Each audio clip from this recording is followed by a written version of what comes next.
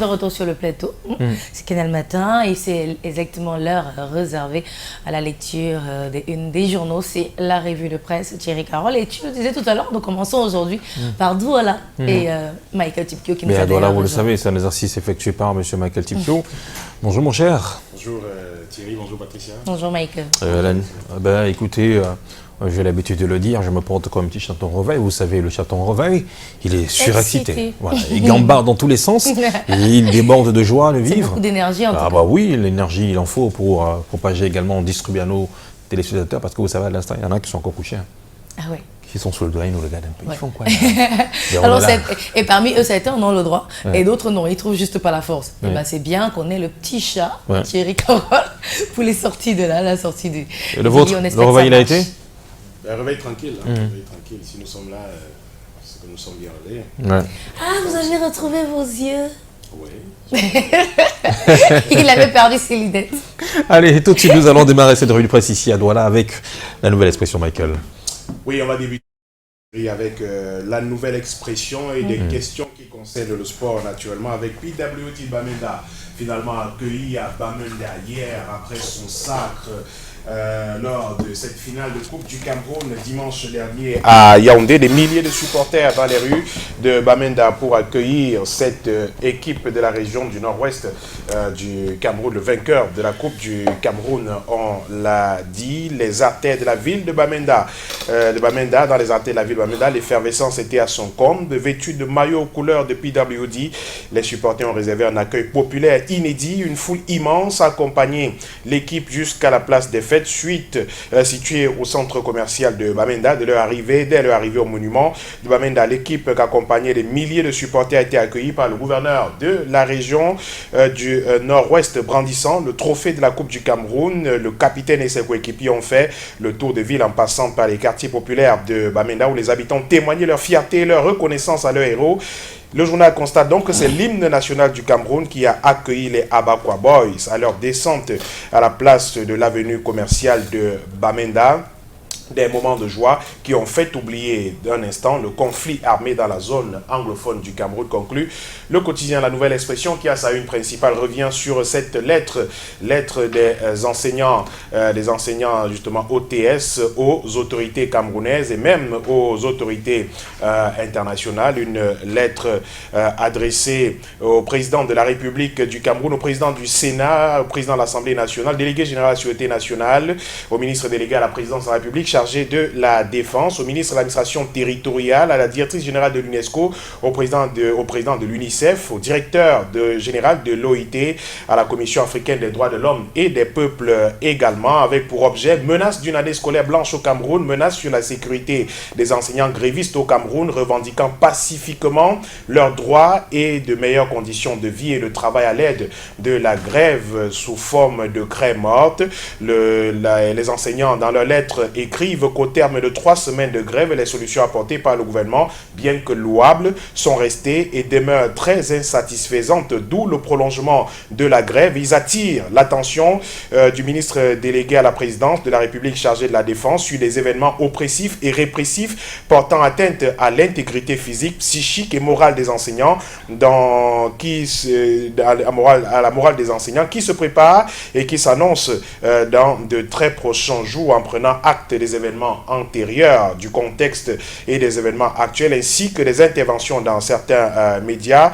Et puis, ça s'appuie également sur cette sortie, une lettre du ministre de l'administration territoriale adressée au gouverneur des 10 régions du Cameroun, et les enseignants OTS concluent leur lettre en disant que la satisfaction totale de leurs revendications reste et demeure l'élément déclencheur du retour normal du déroulement des enseignements et de la levée dans le même temps du mot d'ordre de grève initié par les enseignants réunis autour du collectif OTS. On a trop supporté. Le quotidien Le Messager nous amène plutôt dans les stades, notamment au complexe sportif d'Olembe à Yaoundé, pour faire un certain nombre de constats. Le journal estime que l'on s'achemine vers la naissance d'un éléphant blanc plombé par des dysfonctionnements. Le chantier de construction du complexe sportif dédié au président de la République a été déserté par l'entreprise McGill. Pourtant, l'entreprise franco-canadienne qui a perçu l'essentiel des fonds sans livrer l'infrastructure est en passe de gagner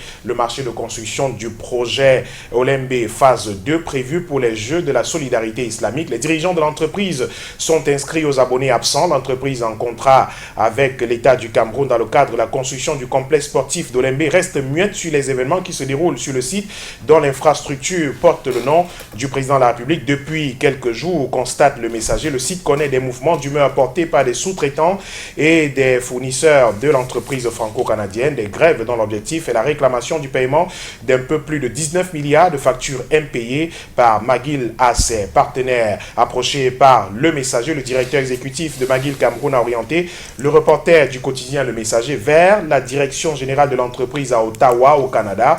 Saisi par courriel, le protocole d'interview adressé au vice-président exécutif de McGill est resté sans réponse de nombreux jours après, écrit le quotidien Le Messager, qui est paru ce vendredi. Europe Plus saisit la balle au bon et parle aussi de cette affaire du stade Olembe à Yaoundé avec McGill qui serait donc en fuite selon le bi-hebdomadaire plutôt Europe Plus, qui est paru aujourd'hui. Jusqu'à hier, jeudi, a constaté le journal de Michel Moussala en milieu d'après-midi, aucun véhicule ni engin de l'entreprise canadienne n'était visible sur le chantier de construction du complexe sportif d'Olembe à Yaoundé, à l'extérieur du stade ayant récemment abrité des rencontres de la Coupe d'Afrique des Nations de football. Quelques pick-up sont négligemment garés devant la base vie de la dite société. Ils appartiennent à des sous-traitants. Quelques vigiles les agacent, s'abritent de la canicule sous un hangar, constate le journal. Des sources proches du dossier évoquent de nouveaux tiraillements d'ordre financier entre le maître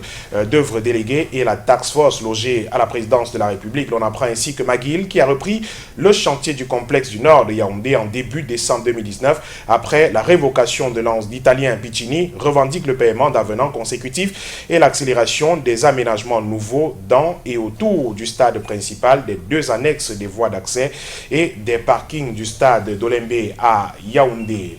Le journal se pose donc des questions et nous apporte toutes les réponses sur ce qui se passe exactement autour de la construction de ce complexe sportif de Yaoundé dans ses colonnes aujourd'hui. La suite avec l'œil du Sahel qui nous parle des questions liées à la décentralisation avec les maires mobilisés autour des CVUC, communes et villes unies du Cameroun. C'est l'un des points importants des travaux tenus il y a quelques jours à Yaoundé et rassemblant les représentants de toutes les mairies des communes et villes de notre pays. Les résolutions qui ont été prises sont donc contenues dans les colonnes du tri-hebdomadaire régional d'information du Nord Cameroun avec quelques réactions de maires triées sur le volet qui s'exprime dans les colonnes du journal L'œil du Sahel qui est paru ce jour et le même journal qui nous parle encore de cette grève des enseignants avec la sortie du ministre de l'Éducation de base, Laurent Serge Etondingwa, qui révolte. Le ministre de l'Éducation de base a visiblement mis de l'huile sur le feu lors de sa récente sortie médiatique, ce qui, selon le tri-hebdomadaire L'œil du Sahel, justifie donc cette entrée en grève tonitruante des enseignants de l'éducation de base. Depuis lundi dernier, les écoles publiques font également craie morte en suivant ce mouvement OTS. On a trop supporté lancé depuis plus de 3 semaines maintenant. La suite, la revue de presse avec la voix du consommateur. La voix du consommateur qui s'intéresse à ces coupures d'électricité et d'eau au Cameroun. À quand les bonnes solutions structurelles pour résoudre définitivement le problème?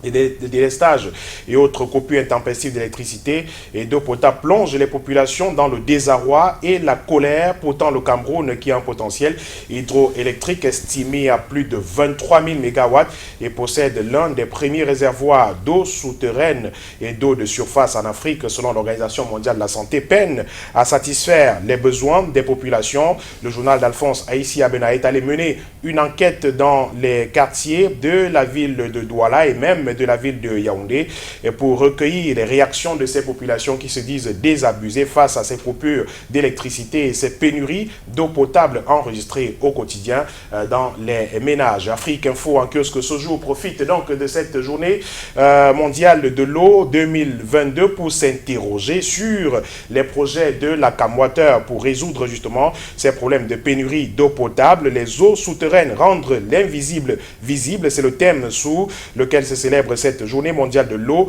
en 2022 à travers le monde. Et bien l'entreprise CAMWater qui mettrait donc en ce moment des petits plats dans les grands et ferait tout donc pour résorber définitivement la question de pénurie d'eau ou de pénurie justement de fourniture d'eau potable à travers le Cameroun. Nous apprend donc le journal Afrique Info qui est en kiosque ce jour et la une principale de ce même journal nous parle de ce ralliement de plus de 200 militants de l'opposition au Rassemblement démocratique du peuple camerounais dans le département de la Sanaga-Maritime. Et on termine cette revue de presse avec le journal De Post, le journal d'expression anglaise, De Post qui est en kiosque aujourd'hui, De Post qui est en kiosque ce jour et qui revient donc sur cette grève des enseignants, cette grève des enseignants avec des solutions toujours attendues du gouvernement pour mettre un terme à cette grève et permettre aux enfants de suivre les cours et préparer dans la sérénité leurs examens. Le journal qui est allé également voir ces volontaires recrutés pour la Coupe d'Afrique des Nations qui réclament d'être payés. Ils ont manifesté il y a quelques jours dans la ville de Douala et devant les services du gouverneur de la région du littoral où ils ont été chassés à l'aide de lacrymogènes par des forces de sécurité qui se sont déployés nombreux pour les empêcher justement, écrit le journal de Poste, de rencontrer le gouverneur de la région du littoral qui voulait soumettre leurs problèmes. Mais pourquoi n'ont-ils pas été payés jusqu'ici? Le journal s'interroge et nous parle aussi de la Fédération camerounaise de football et de la gestion de la nouvelle équipe conduite par Samuel Eto'o-Fils, le président de la Fédération camerounaise de football, avec ce que le journal tente d'expliquer comme une sorte de sous-représentation des anglophones dans les instances de la Fédération camerounaise de football. Voilà, donc il met un terme à cette revue de presse ici à Douala. Merci Michael Tukio pour cet exercice. C'est vendredi et vous le savez, j'ai l'habitude de le dire, tout est permis. Hein. Ouais, le menu presque de ce vendredi, le vôtre pour votre programme. Rien de spécial au menu jusqu'à 7h. Avec la journée, on verra peut-être s'il y a des choses à faire. Voilà. Juste du boulot pour cette journée. D'accord, merci mon très cher. Merci. Eh bien, bon début de week-end à vous. Je le souhaite également à vous aussi, Patricia Passé. Merci Michael, à très très bientôt. Allez, le temps de permettre à la réalisation de tout faire pour que nous soyons en connexion avec Yaoundé tout à l'heure. Nous allons prendre cette session, vous avez à nos annonceurs. Et juste derrière, c'est Canal Matin qui poursuivra son petit bonhomme de chemin. A tout de suite.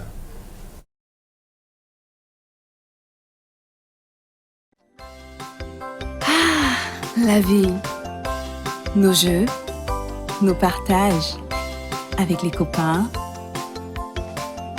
papa, l'amour. Dans cette aventure, les bons moments se tartinent avec Vallée d'Or. Douce et onctueuse, Vallée d'Or est la margarine la plus riche en vitamines. Vallée d'Or, la margarine made in Cameroon.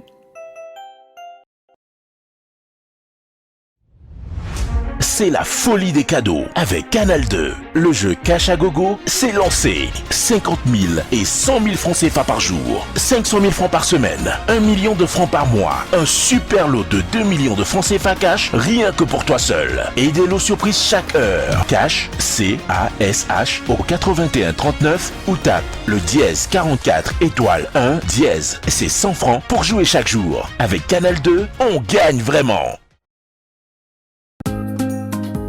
Bonjour madame, je sais ce que vous êtes venu chercher.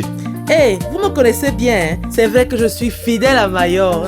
Madame a raison. Regardez mes beignets comme ils sont beaux et bien dorés. Et mes poissons, pour la cuisson, je peux vous dire que c'est très bon. 100% extra raffiné, parfaitement équilibré. Mayor est une huile naturellement riche en vitamines. Et la vie est plus... Oh oui, elle est plus légère. Mayor, je l'adore. C'est mon amour, mon trésor. Mayor, je l'adore.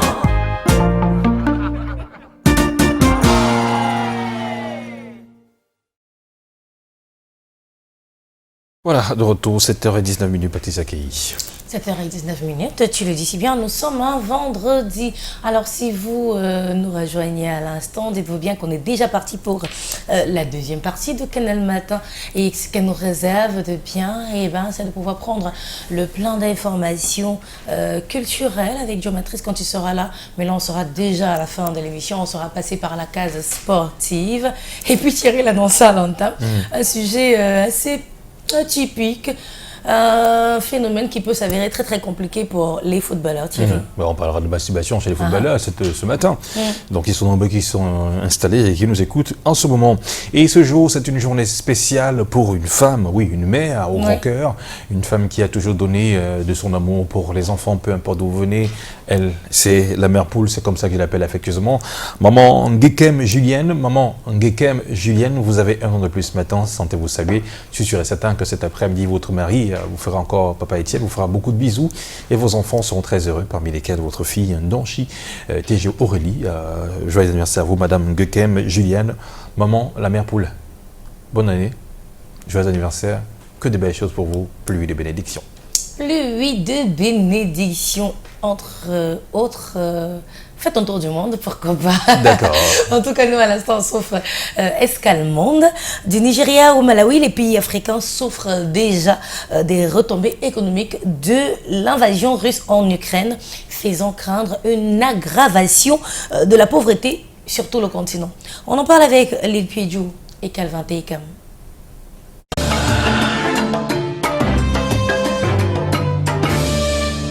Le Rwanda cherche à diversifier son approvisionnement en blé, principalement importé de Russie. De 64%, le blé que nous utilisons au Rwanda, 64% de cette quantité vient de la Russie. Est d'origine de la Russie comme origine, mais nous l'importons de la Tanzanie. Alors, ce que nous avons fait, c'est que nous sommes en train d'essayer de diversifier les sources.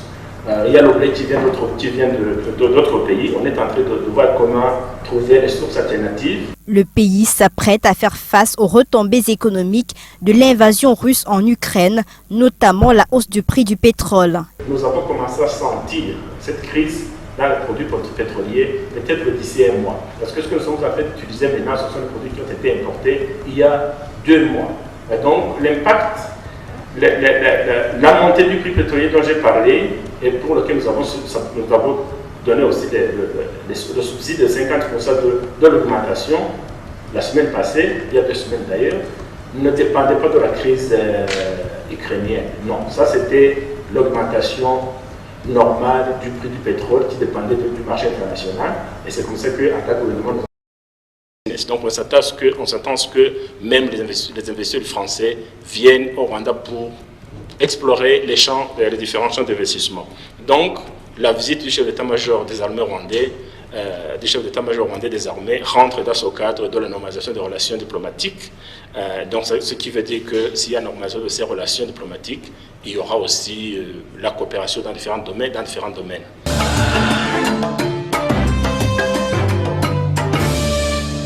L'Ukraine est à des milliers de kilomètres, mais l'Afrique se prépare à payer un lourd tribut à la guerre lancée par la Russie. Il faut que les autorités fassent quelque chose, sinon nous allons mourir de faim. Chaque jour, il y a une nouvelle flambée des prix des produits alimentaires. Le sucre, on achetait un sac à 43$, mais aujourd'hui, il est à 60$. Il faut que les autorités interviennent, sinon on risque de mourir de faim. 10 kilos à 18 dinars, alors que normalement, j'achète le sac de 50 kilos à 26 dinars. Et on ne subit pas encore les répercussions de la guerre. Comment va-t-on travailler après ?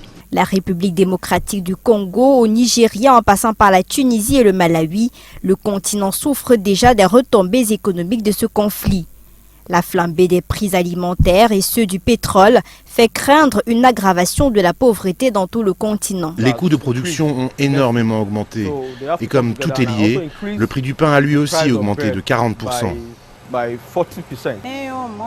J'achète souvent du pain, mais c'est de plus en plus difficile d'en acheter maintenant parce que les prix ont vraiment augmenté. Ce qui avant suffisait à acheter 2 pains ne permet plus aujourd'hui que d'en acheter un seul.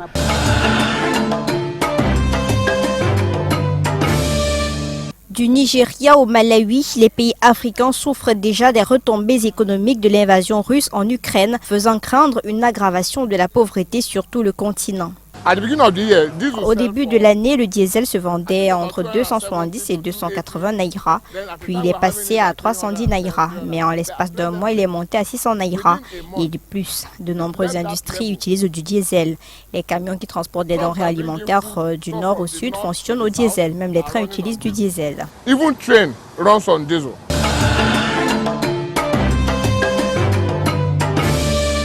Des dizaines de Gambiens sont arrivés à Bouniha, fuyant la zone frontalière avec le Sénégal, qui a lancé une opération contre des séparatistes de Casamance, retranchés à la frontière entre les deux États. Il n'y a jamais eu quelque chose de ce genre, ni sous le président Jawara, ni sous le président Yahya Jammeh. Cela ne s'est jamais produit. Maintenant que cela se produit, la seule conclusion que nous pouvons en tirer est qu'il est incapable de diriger le pays. Aujourd'hui, nous faisons une évaluation pour rencontrer les personnes, les déplacés internes et les réfugiés qui sont au sein des lignes principales pour les enregistrer, les mettre également dans la collecte des données du gouvernement afin que le gouvernement puisse connaître le nombre de personnes. Il s'agit d'un programme conjoint mené par le gouvernement de la Gambie et ses partenaires. La Casamance, séparée du nord du Sénégal par la Gambie, est le théâtre d'un des plus vieux conflits du continent depuis que des indépendantistes ont pris le maquis avec un armement rudimentaire après la pression d'une marche du MFDC en décembre 1982.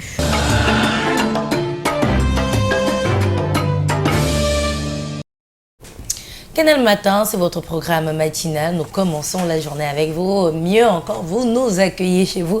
Votre fidélité nous honore et nous n'avons en retour que la possibilité de vous célébrer autant que possible. À l'instant, nous célébrons une qui a 1 an de plus aujourd'hui. Joyeux anniversaire à Sarah Bichoka qui souffle une bougie de plus aujourd'hui. Alors bien qu'un peu souffrante et hospitalisée, Sarah Bichoka, nous te souhaitons de passer ta plus merveilleuse journée de l'année en ce vendredi qui consacre ton arrivée sur Terre. Un message de la part de Monique Naoussi, ta filleule. Happy birthday to you. Une question certainement qui vous taraude de l'esprit, qui naturellement vous empêche de dormir au quotidien. Comment devenir riche ? Comment devenir riche? Eh bien, c'est le thème qui sera naturellement évoqué ce samedi 19 mars 2022 à partir de 9h du côté de la salle la Falaise Bonanjo, la salle Diamond à Bonanjo. Eh bien, ce sera un séminaire business pas n'importe lequel, un séminaire business qui naturellement sera chapeauté par quelqu'un que vous connaissez, bien entendu, quelqu'un qui depuis quelques jours est au Cameroun. Vous en saurez davantage dans quelques instants parce que pour en parler, nous avons